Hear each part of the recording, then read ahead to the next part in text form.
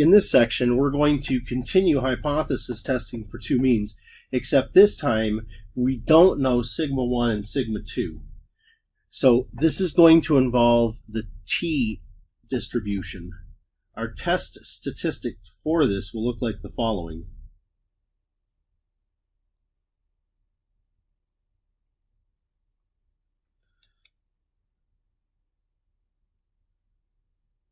We'll have mean 1 minus mean 2, mu1 minus mu2. Most likely that'll end up being 0. And then instead of having a sigma down here, we'll have s sub x1 minus x2. And the t-test is more complicated than we had before. That s is going to be different depending on the situations at hand. So we have two situations here. We're going to be dealing with case 1. This is where, even though we don't know the variances, I guess we understand them to be equal. So unknown, but nonetheless equal. Then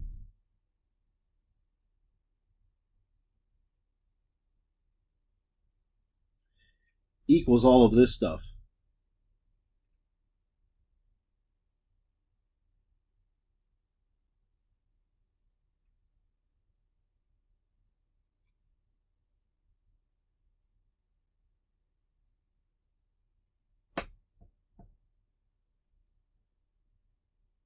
This is all still inside of the radical.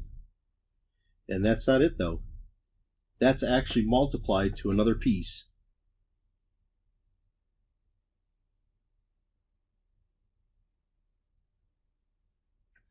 Now, let me make a thing that your textbook uses. For this piece right here, just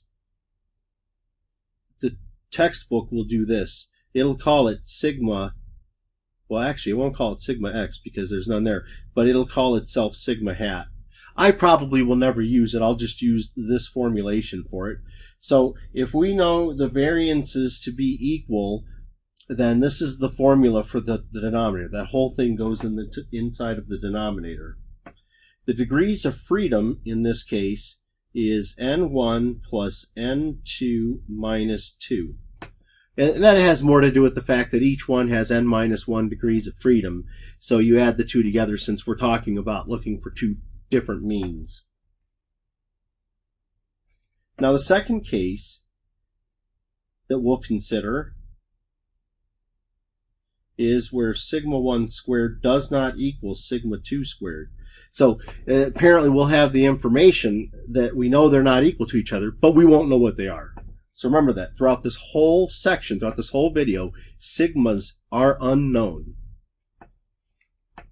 Oh, wait, let me get the formula for this. Here, the formula is a little bit simpler. We do s sub x1 minus x2 equals the square root of s1 squared over n1 plus s2 squared over n2. And the degrees of freedom will be the minimum of n1 minus 1 and n2 minus 1. So we'll calculate those values, and then we'll just take the smaller of the two. Now, the hypothesis test follows pretty much the same as everything else with a few little wrinkles. Let's take a look at what they are. For step 1, we verify sigma 1, well actually you're going to verify sigma 1 squared and sigma 2 squared are unknown. Actually, you know what, I don't think I'm going to put the squares on these. Let me take that off. Alright, suppose you verify that they're unknown. The samples are random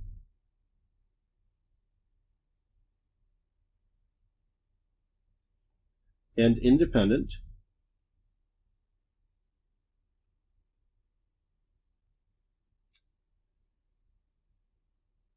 and both populations are normal.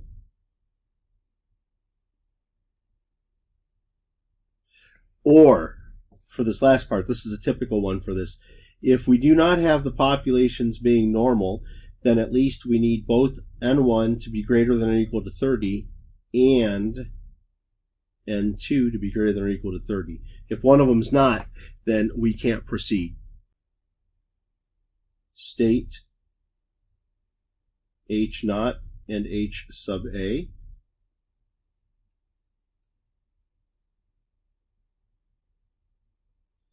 Specify alpha. Here, the degrees of freedom equals n1 plus n2 minus 2. That's when sigma1 squared equals sigma2 squared. The degrees of freedom will be the minimum of n1 minus 1, comma n2 minus 1, if sigma1 squared does not equal sigma2 squared. 5. Use the T table to find critical values.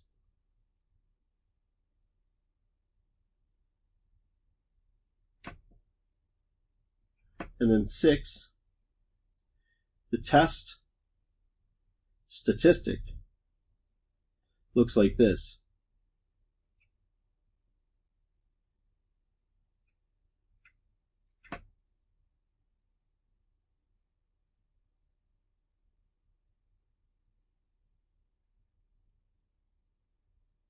Of course, that S I defined earlier in this video. And then finally, we make the decision.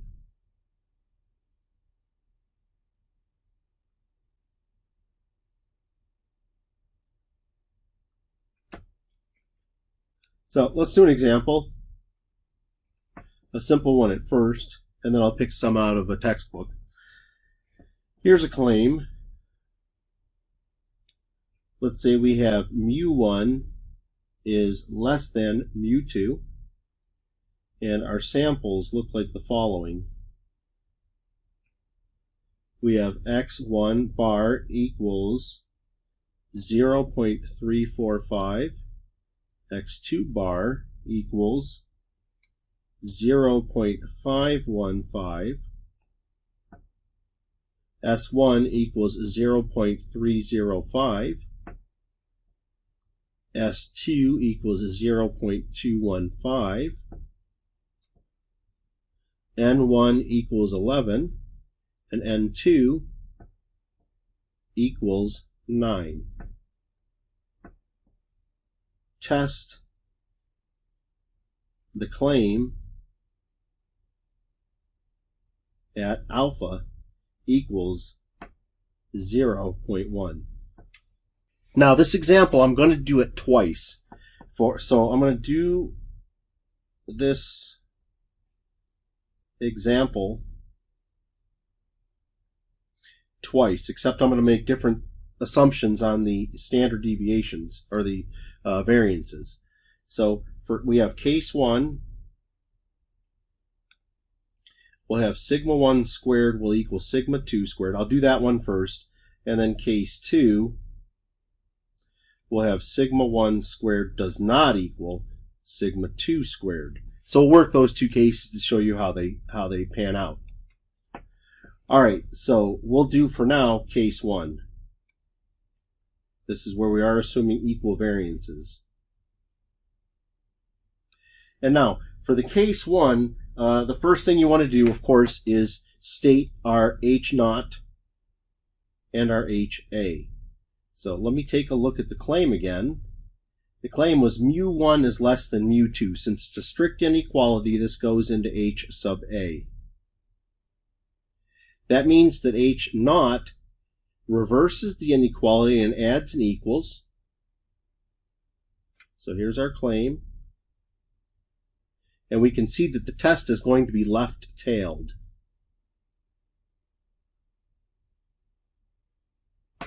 That's all because this thing right here is pointing to the left. Now let's write down all the information I have. Alpha equals 0.1. The degrees of freedom is n1 plus n2 minus 2. What were our n's in this problem? 11 and 9. So we have 11 plus 9 minus 2 equals 20 minus 2 equals 18. Now in this example, we're assuming the populations are normal, so I don't have to worry about my n's being greater than or equal to 30. Now that we have this information, let's go to the t-table and look it up. What are we going to look up on the t-table? Well, it's a one-tailed test. Alpha equals 0.1, degrees of freedom is 18. So let me pull up the t-table. I'll have to go minimize this. And where are you at, t-table? There you are. And I need to increase the size if I'm going to see it, but I think it gets blurrier when I do it. Hopefully you've got your table right in front of you. This is the t-table. And you remember, the way it works is, well, let's see if I can see what the top was. Up here, we have the level of confidence. We want one-tailed 0.1. This is a left-tailed test, so my answer is going to be negative. So 0.1, and then degrees of freedom 18. It looks like I have 1.330 in the table. So that table T0 gives me negative 1.330.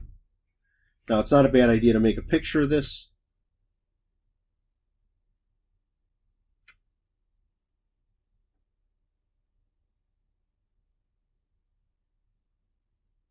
And here, of course, is the rejection region.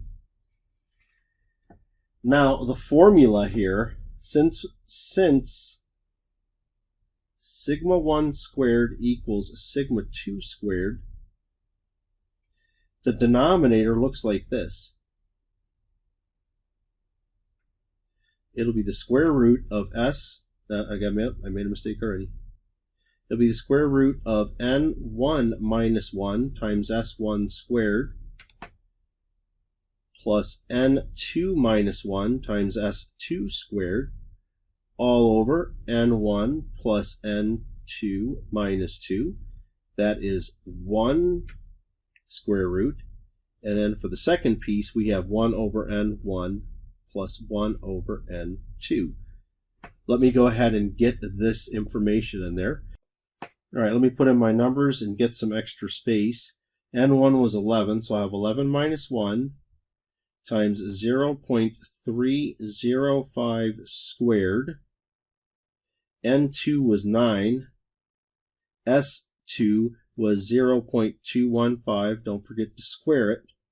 And then in the denominator, I have 11 plus 9 minus 2. That's all in one square root. Put a multiplication sign. Then I have 1 over 11 plus 1 over 9. Now I'm going to try to get this all in one shot on the calculator. If you're not, I mean, you can do this in pieces, but that's not how I'm going to do it. 10 times 0.305 squared plus 8 times 0.215 squared all over 18. The other square root, there's nothing I could really do to make it simpler, so I'm going to leave it as is. And then let's see what our calculator gives us. So let me pop into my calculator. Let me move it out of the way so I can see what I'm typing in. All right, let me start a square root. Now, since this is a complicated numerator inside the square root, I'm going to encase it around parentheses. So I'll have 10 times 0.305 squared plus 8 times 0.215 squared.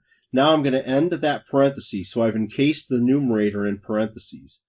I'm going to divide by 18. If you look at my calculator screen, you can see that the overbar from the square root is still over top of the numbers that I'm putting in. The way to get out of there is to click the right arrow. And see how the overbar stopped now, and now my block, my cursor, is outside of the square root. Now I can start a new square root. I do not believe that the Texas Instrument calculators require you to put a multiplication sign, but it certainly will not hurt.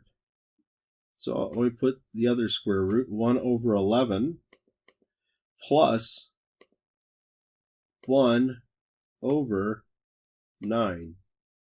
And let's see what we get. Approximately 0.121. So I'll put approximately 0.121. Actually, I don't like rounding to 3 places. I let the calculator hold the full decimals in, and I'll show you how to use that in the next calculation. All of this was just the denominator. Remember, the thing that we want to use looks like this. We want t, this is the test statistic, will be x1 bar minus x2 bar minus mu1 minus mu2 all over this horrible s sub x thing. Let me put in my information then. x1 bar was what? 0.345 and the other was 0.515.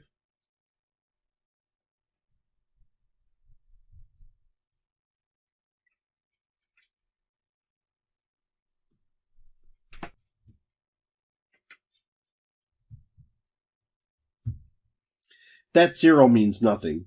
You can break this down and do it in pieces if you want, but what I'm going to do is let the calculator do all my work for me. So I'm going to put 0.345 minus 0.515, but I've put it in parentheses. And I'm going to divide. Now, I would typically put 0.121 here, but what you can do on these calculators is you can go to second, and above the negative symbol, there's a thing called ANS for answer. That means you can use the previous answer in your current calculation. So when I do that, I'll get a little more accuracy than just if I had rounded just to 0.121. Let's see what I get here. We get approximately negative 1.407.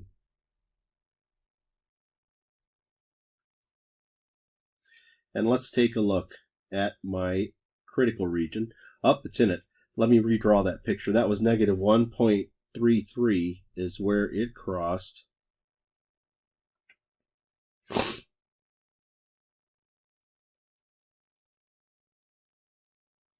And this guy is most definitely inside of that region, so we reject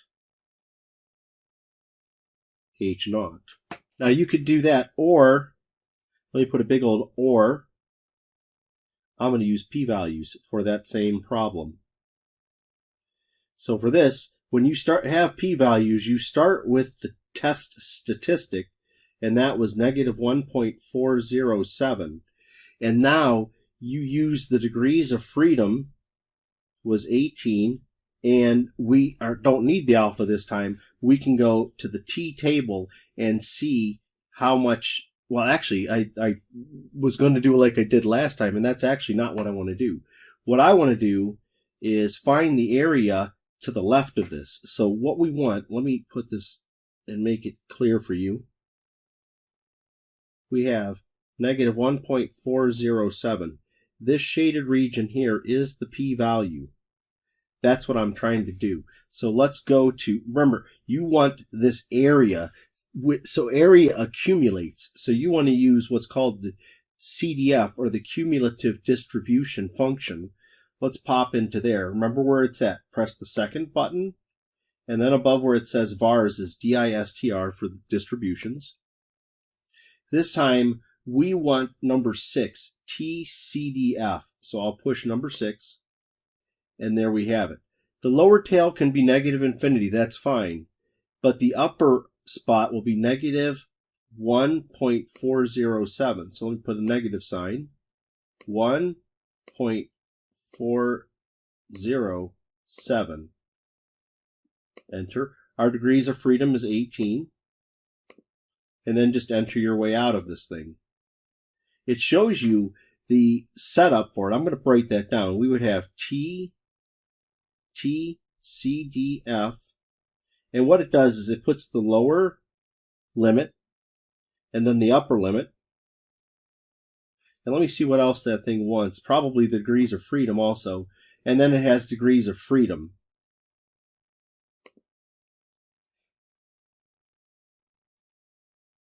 And our calculator gave us, what did it give us for this?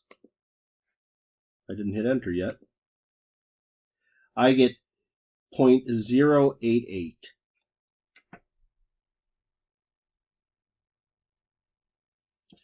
Now, let's go ahead and see what alpha was. Where did alpha go? Alpha is way, way, way up there. Alpha is 0.1.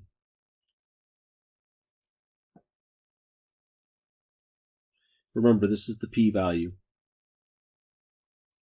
We can see that 0.088 is less than 0.1, so p is less than alpha. Let me make my alpha look more like an alpha. So that implies that we reject H naught. So remember, that was just case 1. I did sigma 1 squared was equal to sigma 2 squared. Now I want to redo that example. Redo the previous example.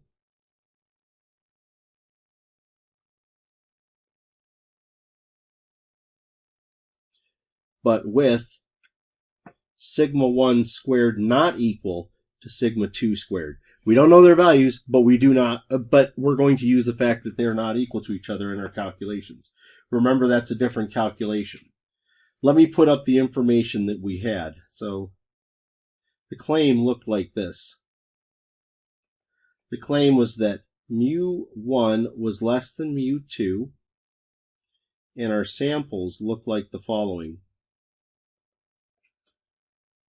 We had x1 bar was equal to 0.345, x2 bar was equal to 0.515,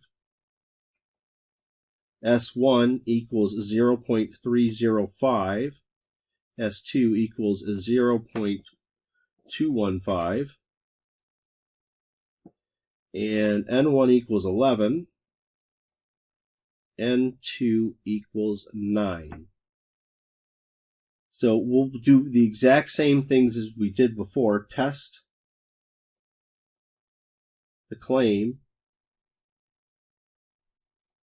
at alpha equals 0.1.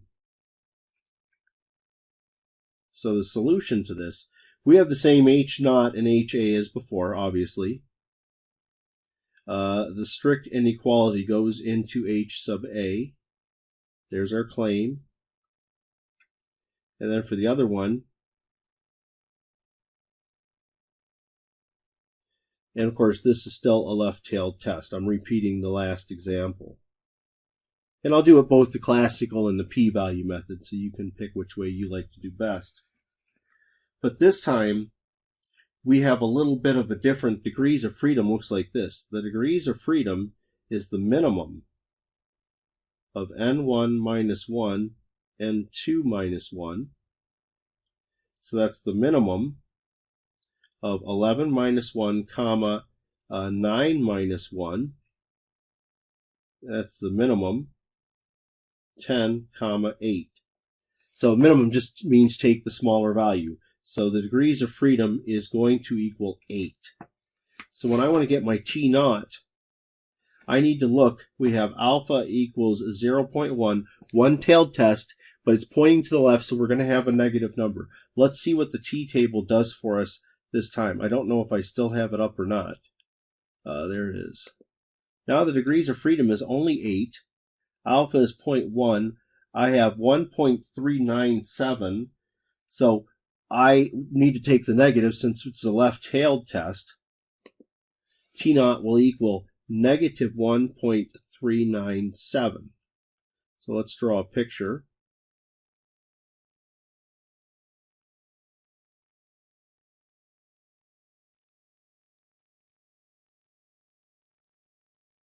And let's do the test statistic.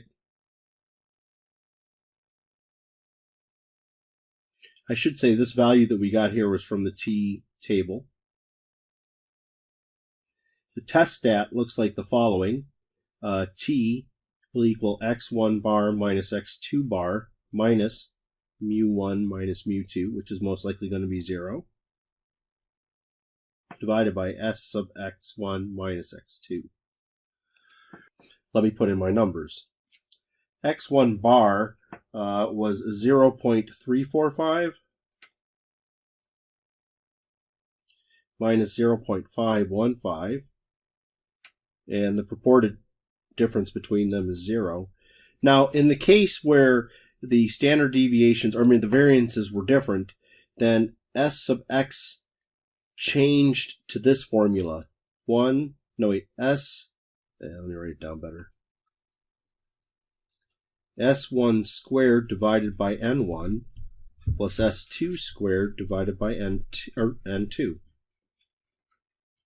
Let me put that information in there. I'm going to leave the numerator because I am going to let the calculator do all of this stuff.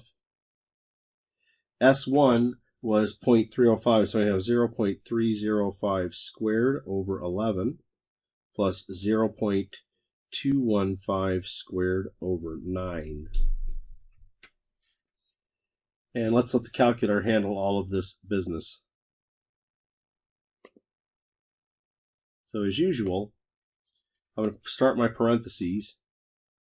0.345 minus 0.515, end the parentheses. So there's my numerator. Now I'm going to divide, and I can do one big square root in the denominator. So 0.305 squared divided by 11 plus 0.215 squared divided by 11. Divided by 9. So you can backspace and delete. And I think it took that one out of there. Good. Let's see what we get. I get negative 1.458. Let me see where my rejection, oh, there it is. So this here, let me see if I can get it snaked up there. There it is most definitely in the rejection region. So we reject H0. Now, then, let me do this. For the p-value approach does the following. You start with the t-value of negative 1.458, and then you don't use the alpha, but we might need the degrees of freedom is equal to 8, df equals 8, and that's enough for our calculator to give us the answer. It's not a bad idea to draw a picture of what's going on here. Negative 1.458. This region out here is P. And let's see what we get on the calculator. Remember, you want to know this area, so you're using the cumulative distribution function. So if you wanted to practice it, you could just start typing it in. I kind of like to go to the distribution list and choose it from there. So I'll choose number 6. And once again, negative infinity is lower. The upper is negative 1.458.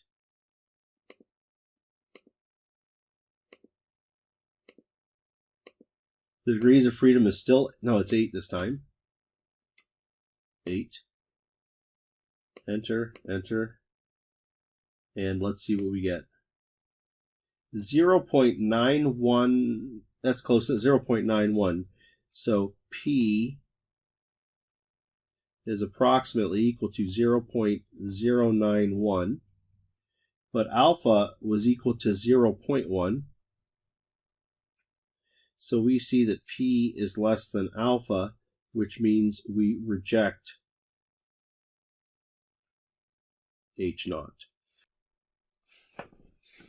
Okay, I have an example here, more like a real life example. It has the magazine claims that the mean amount spent by a customer at one place is greater than the mean amount spent by a customer at another place. So we're comparing the amount spent at Burger Stop versus Fry World. So the claim is this. A magazine claims that the mean amount spent by a customer at Burger Stop is greater than the amount spent by a customer at Fry World. So the claim is this, CLAIM mu, so Burger Stop, so I'm going to call it mu sub B is greater than mu sub F. F, of course, for Fry World. The sample statistics are given here. And what else do we have? And we want to test the claim at alpha equals 0.05.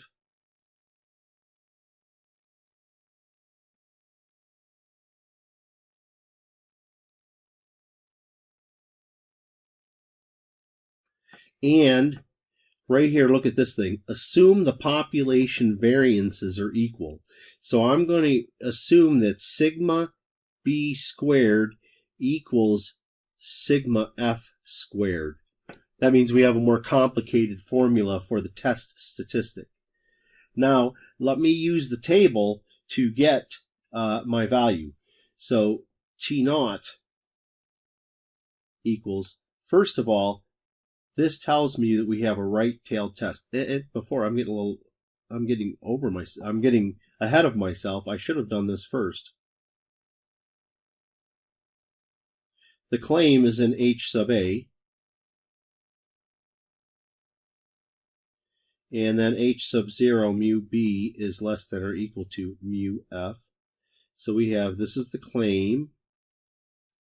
And since the inequality points to the right, we have a right-tailed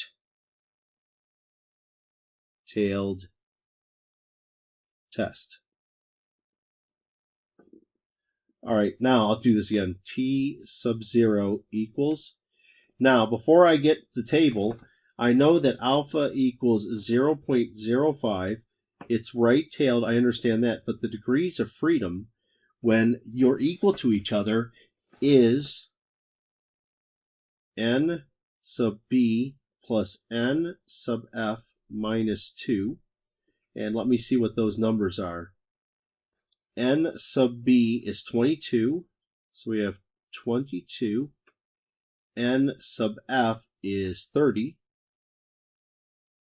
minus 2, and that equals 50. So our degrees of freedom is 50. Alpha equals 0.05, and we can use the table or we can use your calculator to get this number. Let me do it on the table first, and then I'll show you how to do it in the calculator to remind you.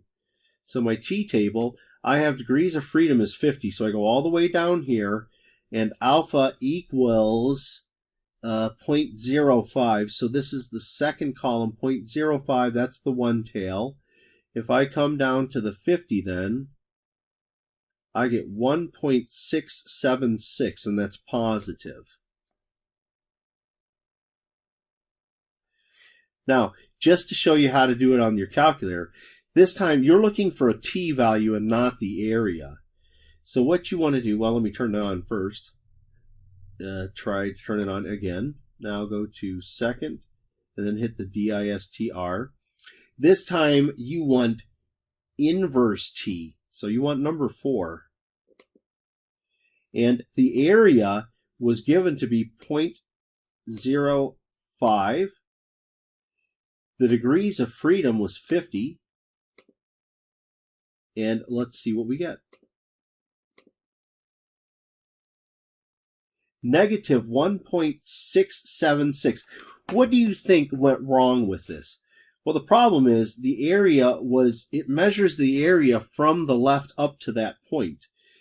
Unfortunately, we measured the area from 0.05. The left of the area to the left was only 0.05. If I'm doing a right-tail test and alpha is 0.05, then I need to change this. So let me grab it back. You can grab the entry by hitting second and then enter. It'll bring it back.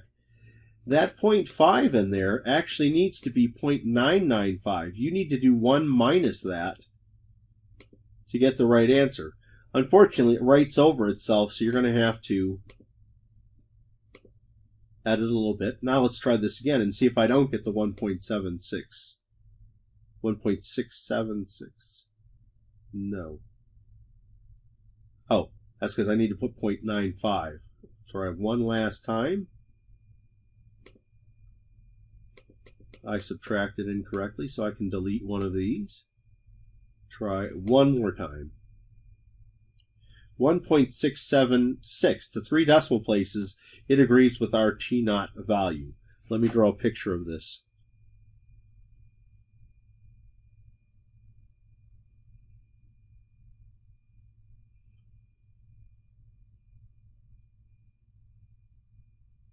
Of course, that area in there, that was equal to 0.05. That was equal to alpha.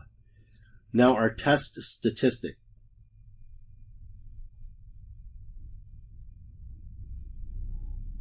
Remember, the variances are equal, so this formula looks a little more this is the more complicated of the two formulas.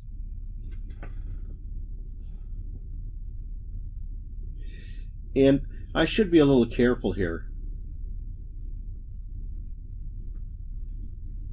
I personally think it's better to use B and F than 1 and 2.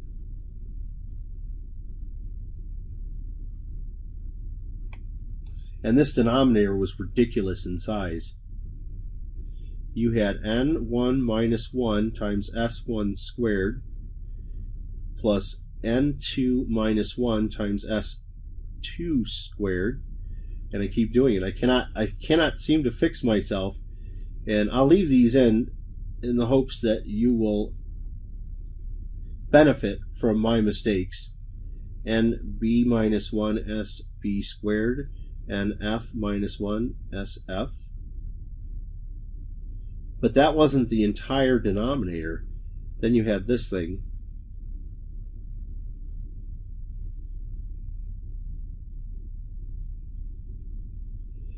Most likely, you're going to want to do this in parts.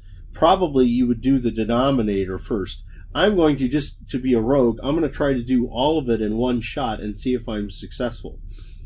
All right, where's my XB? Let's go to the top again. XB is 546 with an S1 of 0.89.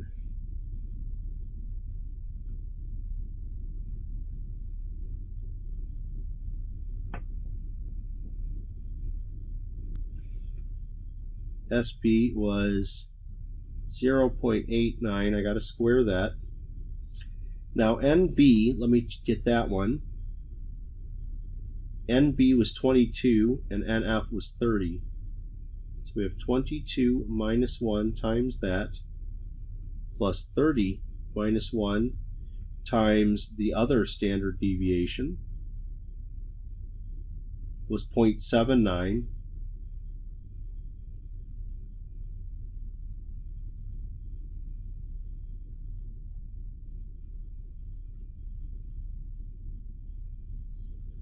Let me see if that 519 was correct. 512. Of course, that part is usually simple. All of this then is over 22 plus 30 minus 2 times 1 over 22 plus 1 over 30. Now to try to get all of this in one shot, well, let's see if we can do it. I'm going to do one more step here to simplify this expression up here. I don't know, I guess simplifying up here wouldn't be so bad. 0.34.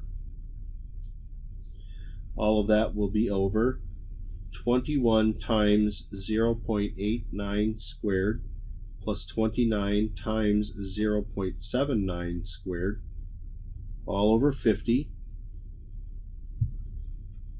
And the other piece, I really can't do anything simpler with it. And the calculator handles it quite well. All right, let's give that a shot and see what happens. So I'm going to have 0.34 in my numerator, and I have to divide. Now I have to put all these square roots inside of the denominator, so I'm going to put parentheses around the whole thing. Let me start the first square root. Inside of there, I have somewhat of a complicated expression in that numerator, so I'm going to have to do this. 21. I'm going to put parentheses also around this part in here. So I started a parenthesis.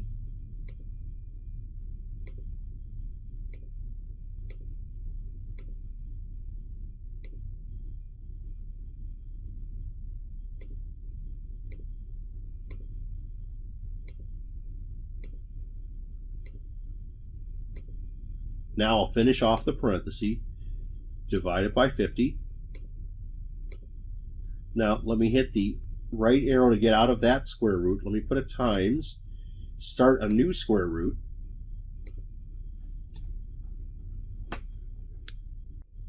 One divided by 22 plus 1 divided by 30.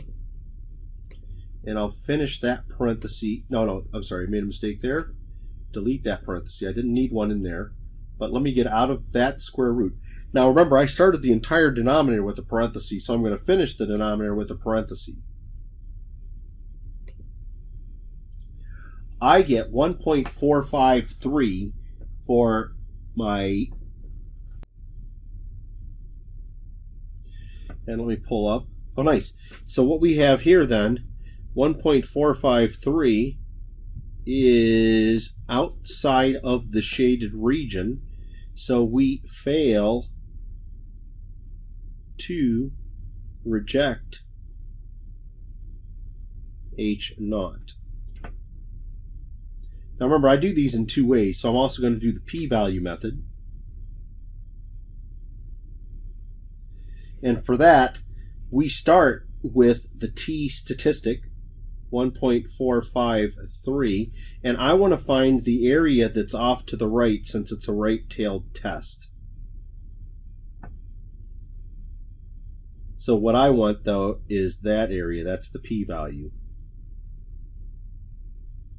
So let's see what our calculator has to say. Don't forget the degrees of freedom was equal to 50.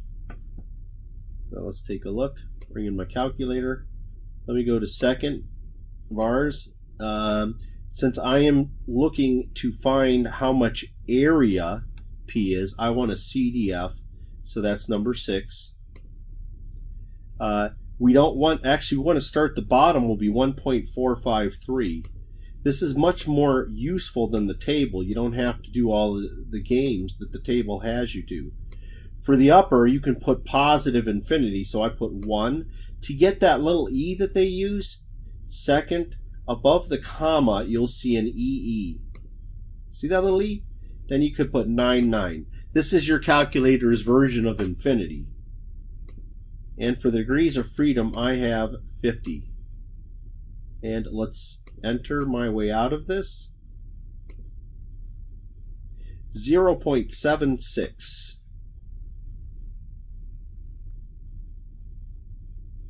Let me have it again. I think it's 0.076. That was my bad.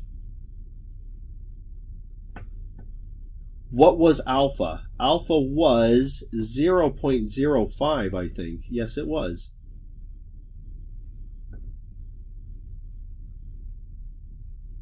So we see that P is greater than alpha. For those that wanted to get the p-value on your calculator, let me put the information that we had there. It looked, let me see if I can look at the command and give you more detail. You put the bottom, then the top, and then you put the degrees of freedom.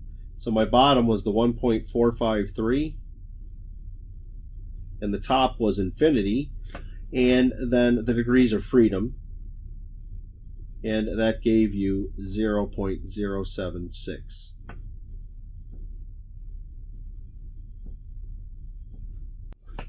Okay, here's an example that we're comparing the mean household income in Ada County, Idaho versus Cameron Parish, Louisiana. So what I'm going to do is identify these as Idaho and Louisiana. So let's start with the Idaho, so I'll call these with a sub I. So what I have is that n sub I equals 18. This says, so right here in Ada County, so I'm in Iowa right now, or Idaho right now. So there's my n sub Idaho. My mean sub Idaho is 58,300, so mu sub I equals 58,300, and then S sub I should be given in here $9,000. And then the other one was in Louisiana, so I'm going to use sub L's for Louisiana. The NL was 20. Mu sub L, what was that? 56,600. And S sub L equals 15,600. What are they trying to do here? Let's see what the claim is.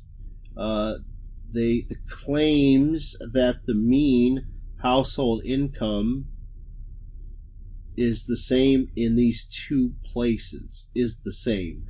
So the claim is that mu sub I equals mu sub L.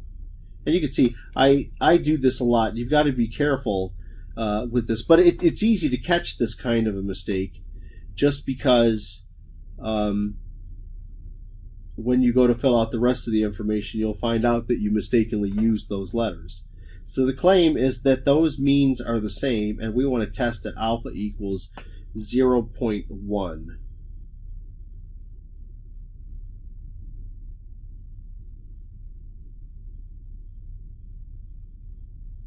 So as usual, do the two different methods.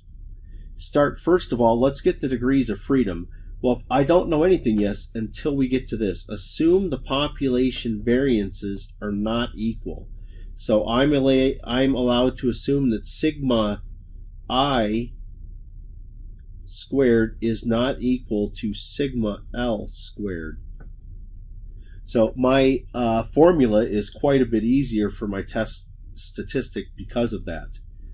And also when we have this, the degrees of freedom, well, let's do this. Solution. Let me put my H sub 0. That's where we have mu sub I equals mu sub L. There's the claim. And H sub A, it will obviously be mu sub I does not equal mu sub L. And this will be a two-tailed test. Alpha is equal to what? 0.1. Now when you're doing the t-table, you don't need to break alpha into, you don't need to divide alpha into 2 because it already accounts for that in the table. I'll show you what I'm talking about.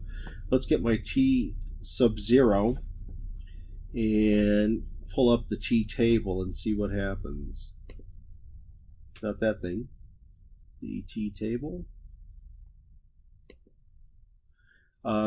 Before I do anything, I need my degrees of freedom, don't I? So let's come back. What are the degrees of freedom? This here is the minimum. This is the formula. When we have n I minus 1, n L minus 1, that's the minimum. N sub I, let me see how big they were. It was 18, and the other one was 20.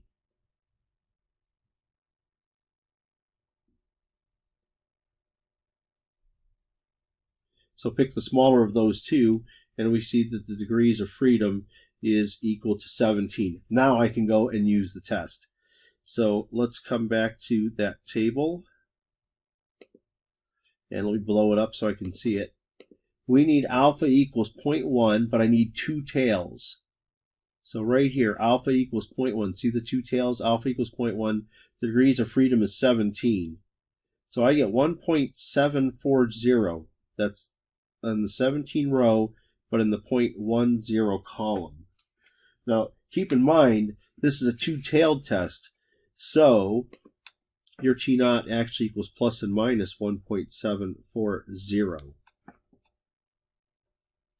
Unfortunately, if you're going to use your calculator to do this, you had 0.1 area, but that covered both sides. So if you want to do this according to your calculator, you're going to have to do it in the following method.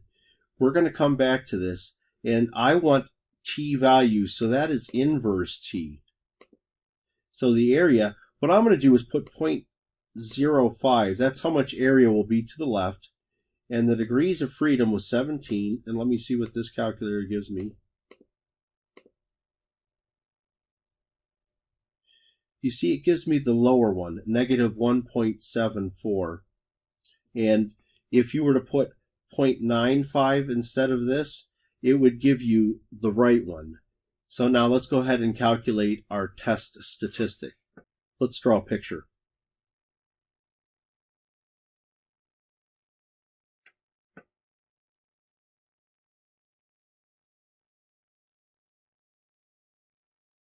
And just so you know, we've divided 0.05 here and 0.05 there. That's why I put 0.05 when I did your calculator.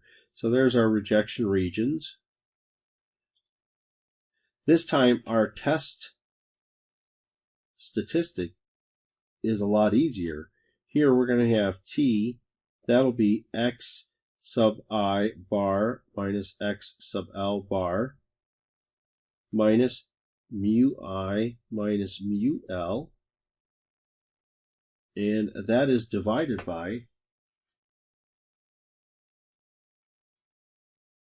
that is SI squared over NI plus SL squared over NL. There's the formula. And let's go ahead and put in our information. My X, what was my SXI? Where did you go? It's way up there. There it is.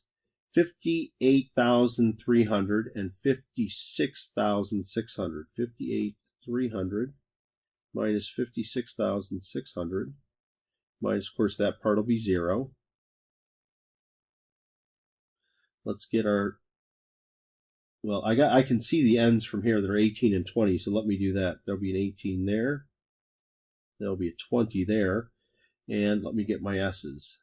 Where did you go, S's? 9,000 and 15,600. So you got 9,000 squared, 15,600 squared. And let's see what the calculator gives us. I'm going to do it all in one shot, I think. So I'm going to encase the numerator in parentheses. 58,300 minus 56,600. Finish off the numerator and divide. Now in the square root, I can throw all the rest of the stuff. So you got 9,000 squared divided by 18 plus 15,600 squared divided by 20. And you can hit enter at this stage. It doesn't matter whether you're inside or outside the square root for that. I get 0.416. So that's approximately 0.416. Let me make these approximates. And let's go ahead and see where our region is. Oh, this is nice. Look at that. 0.416 is over here somewhere. There was, let's say this will be 0.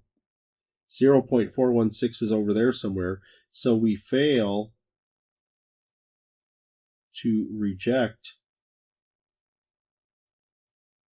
H naught.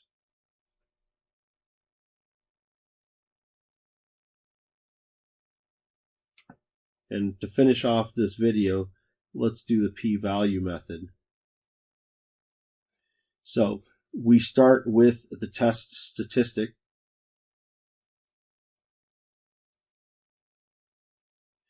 And what you want is the area to the right of this particular number. So let's go ahead.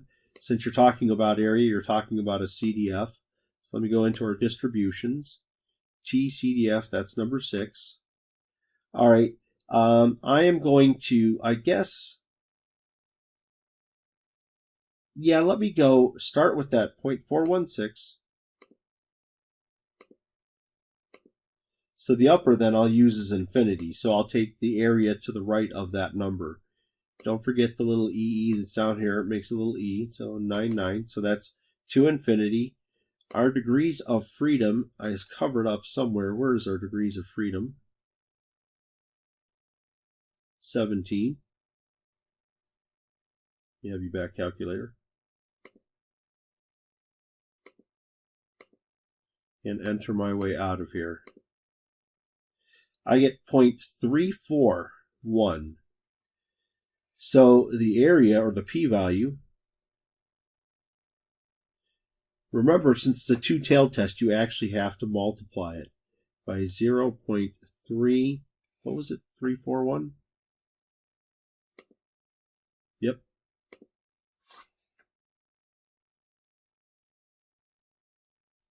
We'll call it approximate.